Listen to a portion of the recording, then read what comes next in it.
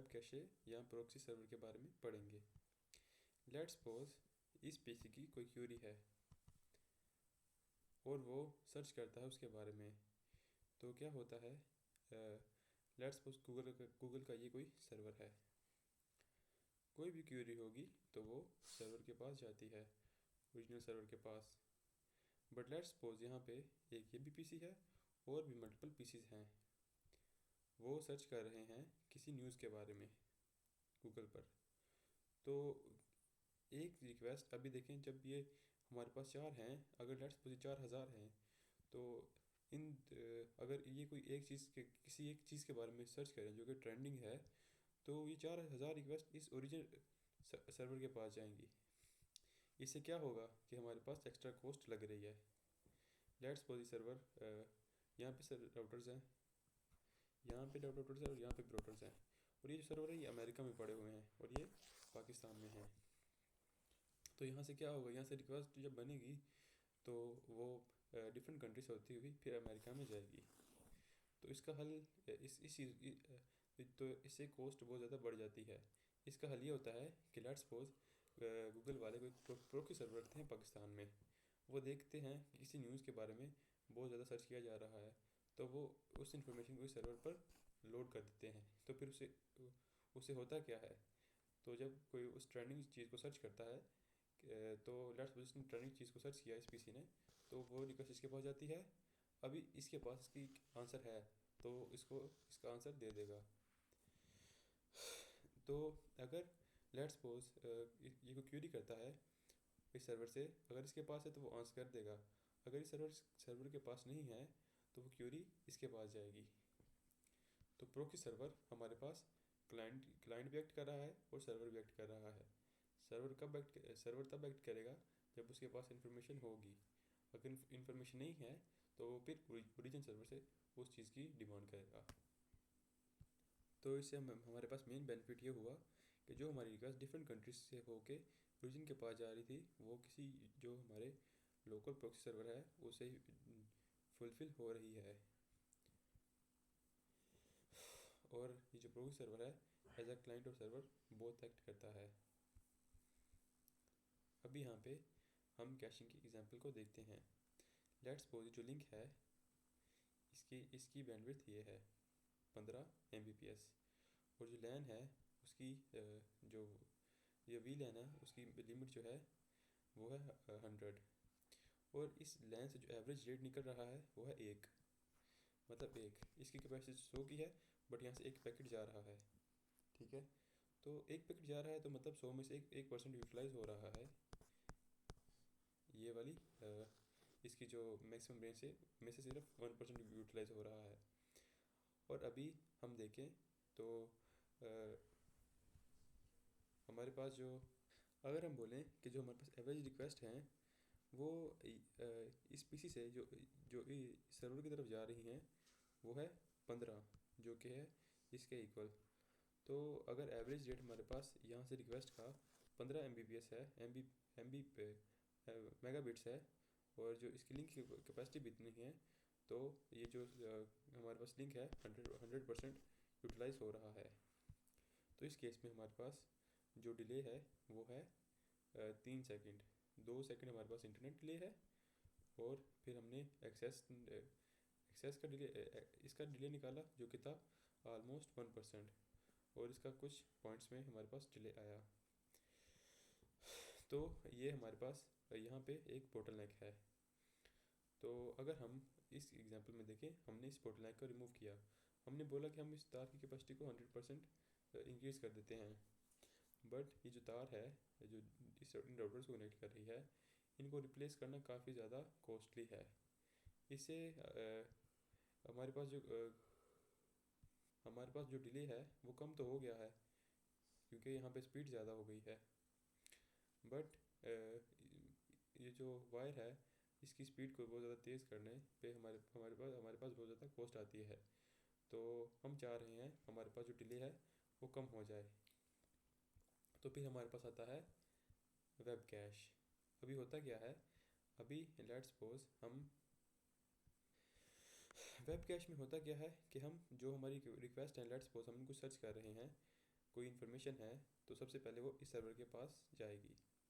अगर इसके पास है तो वो उसका आंसर कर देगा। लेट्स आइडियली बात करते हैं कि सर्वर के पास वो इन्फॉर्मेशन है, तो उस केस में हमारे पास जो यहाँ से इसको इस तरफ नहीं जाना पड़ेगा, तो इंटरनेट डिले हमारे पास ज़ीरो हो गया।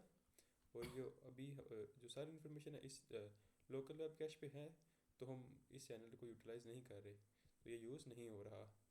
इसलिए जो हमारे पास एक्सेस डिले है वो है ज़ीरो, और लैन का जो डिले है वो है 15 ms। ठीक है, बट अभी रियल लाइफ में बात करें तो कुछ इन्फॉर्मेशन हमारे पास यहाँ पे होती है और कुछ यहाँ पे नहीं होती, तो वो फिर उन रिक्वेस्ट को यहाँ जाना पड़ेगा। तो हम क्या करते हैं, हम इस तरह करते हैं कि हम जो ट्रेंडिंग चीज़ें हैं उनको इस सर्वर पर रख देते हैं, ठीक है, जिनके बारे में ज़्यादा सर्च किया जा रहा है, और बाकी ओरिजिन पे होते हैं। हम जो है इन दोनों का मिक्सचर यूज़ करते हैं कि पहले रिक्वेस्ट इसके पास जाती है, अगर इसके पास है तो ये आंसर कर देता है, अगर इसके पास रिक्वेस्ट आंसर नहीं है तो फिर ये आगे रिक्वेस्ट होता है, और जो भी क्यूरी होती है उसका आंसर लेके क्लाइंट को वापस दे देता है। अभी जब हमने कैशिंग को 40% यूज़ किया और इसको 60% यूज़ किया ओरिजिन सर्वर को, तो हमारे पास डिले 1.95 आया, जो कि बहुत कम है। यहाँ पर देखें, हमने 60% को मल्टीप्लाई किया हमारे पास ओरिजिन सर्वर के साथ, जो कि हमारे पास यहाँ पे आया था 3 पॉइंट यहाँ पे हमारे पास 3.15 आया था, ठीक है। और हमने इसको 60% यूज़ किया, और उसके बाद हमने जो यहाँ से कैशिंग का निकाला था वो आया था 15, तो हमने इसको 0.4 से मल्टीप्लाई किया तो हमारे पास 1.95 आंसर आ गया, जो कि बहुत ज़्यादा चीप है। अगर हम यहाँ पे नोटिस करें तो जो 2 तो नेटवर्क डिले फिक्स था, ठीक है। अब एक्सेस की बात करें तो एक्सेस हमारे पास जो एवरेज थी पैकेट के आने की कैपेसिटी 15 थी, और ये चैनल का जो बैंडविड्थ थी वो भी 15 थी। उसके बाद हमारे पास था जो लेन का साइज़ था वो था, जो हमारे पास लेन की मैक्सिमम स्पीड थी वो 100 थी, और उसके बाद ये 15 था। इससे हमारे पास अप्रोक्सीमेट 3 आंसर आ जाता है। और एग्जैक्ट आंसर की बात करें तो हमारे पास आता है 3.15। और जब हम इसकी बात करें, इस केस में जब हमने यहाँ पे वेब कैश यूज़ किया था, तो अभी यहाँ पे तो हमारी रिक्वेस्ट जा नहीं रही थी, तो इंटरनेट डिले हमारे पास ज़ीरो हो गया, एक्सेस डिले यूटिलाइज नहीं हो रही, तो यहाँ का डिले भी ज़ीरो हो गया, बाकी बचा ये। अभी हमने देखा कि इसकी जो कैपेसिटी थी वो 100 थी, और उसके बाद जो एवरेज रिक्वेस्ट थी हमारे पास 15 थी, तो यहाँ से हमारे पास 0.15 आ गया। अभी ऊपर का 3.15 जो कि 60, हमने इसको मल्टीप्लाई किया, मतलब ये हमने 60% हम ये वाला नेटवर्क सर्वर यूज़ कर रहे हैं, और 40% ये वाला सर्वर यूज़ कर रहे हैं, तो इससे हमारे पास डिले बहुत कम आता है। सो इसलिए हम रियल लाइफ में भी इसी तरह होता है कि लेट्स सपोज जो ट्रेंडिंग न्यूज़ होती हैं उनको इस सर्वर पर रख दिया जाता है, और जो लीस्ट ट्रेंडिंग होती है उनको यहाँ रख दिया जाता है। इसके बाद है कंडीशनल गेट। अभी हम देखते हैं कंडीशनल गेट क्या है। अभी कंडीशनल गेट कौन यूज़ करता है, ये जो प्रॉक्सी सर्वर है ये यूज़ करता है इसको कंडीशनल गेट को। और ये जो प्रॉक्सी सर्वर है, मैंने जैसे कि पहले भी बताया, ये बोथ एक्ट करता है, क्लाइंट भी और सर्वर भी। अच्छा, कंडीशनल गेट क्या काम क्या करती है। अभी लेट्स सपोज कुछ टाइम के बाद तो अभी होता क्या है कि लेट्स सपोज ये जो क्लाइंट सर्वर के पास कोई फाइल है, वो कुछ देर बाद चेक करने के लिए कि ये फ़ाइल अपडेट तो नहीं हो गई, वो रिक्वेस्ट करता है सर्वर से कि बताएं भाई ये फ़ाइल अपडेट तो नहीं हो गई। वो बोलता है भाई नो मॉडिफिकेशन, तो मतलब उसके बाद जो कॉपी है ना उसको रखेगा। लेट्स सपोज यहाँ पे कॉपी थी 1, किसी भी फाइल की बोल ले, वो पूछेगा भाई इसमें कोई चेंज आया, बोलेगा नहीं तो उसको नहीं छेड़ेगा। वो फिर चेक करेगा, अगर लेट्स सपोज कि उसमें कोई चेंज आया है तो बता देगा कोई चेंज आ गया है, तो वो क्या करेगा, रिक्वेस्ट करेगा डाउनलोड की, क्योंकि मुझे डाउनलोड करनी, दोबारा एक नई कॉपी दे दें। ठीक है, तो कंडीशनल गेट इस चीज़ के लिए होती है कि वो चेक करे कि उसके पास जो डाटा है कहीं ओल्ड तो नहीं हो गया। अगर ओल्ड हो गया है तो वो दोबारा उस डाटा की रिक्वेस्ट करेगा, ताकि हमारे पास जो new updated data proxy server के पास रहे। इस मेन चीज़ को याद रखें, कंडीशनल गेट कहाँ यूज़ होता है, प्रोक्सी सर्वर पे। किस चीज़ के लिए, ये चेक करने के लिए जो कि उसके पास जो डाटा है वो न्यू और अपडेटेड ही है ना, या उसके पास जो डाटा है कहीं वो एक्सपायर तो नहीं हो गया। अगर वो एक्सपायर हो गया है तो उससे वो दोबारा रिक्वेस्ट करके न्यू कॉपी अपने पास रखेगा।